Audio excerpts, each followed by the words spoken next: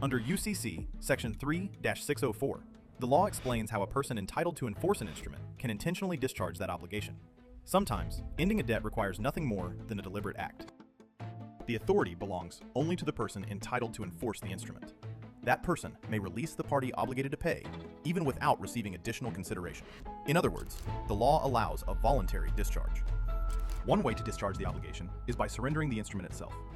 When the instrument is intentionally returned to the obligated party, it can serve as evidence that enforcement rights have been voluntarily relinquished.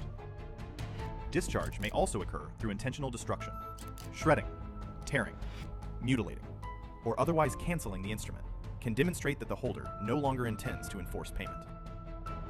Another method is striking out the obligated party's signature. By intentionally canceling that signature, the person entitled to enforce the instrument may discharge that party's obligation. Sometimes, words alone communicate the decision. Adding language such as canceled, released, or discharged can clearly indicate that enforcement rights have been intentionally given up. Instead of physically canceling the instrument, the holder may sign a separate record agreeing not to sue, or otherwise renouncing enforcement rights. That signed record itself can discharge the obligation. Today's commercial law recognizes electronic records. A signature is no longer limited to pen and ink. An electronic symbol, sound, or authenticated digital process adopted with the intent to sign satisfies the definition of a signed record. Section 3-604 also protects prior rights. Canceling one endorsement does not erase the legal rights already derived from that endorsement.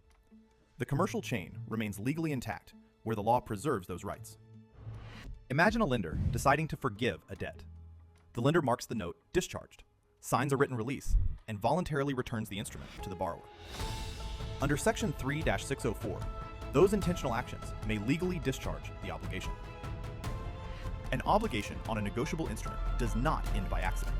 It ends through intentional acts, intentional cancellation, intentional surrender, or an intentional signed renunciation by the person entitled to enforce the instrument. Understanding UCC Section 3-604 helps reveal how negotiable instruments are not only enforced, but also lawfully brought to an end.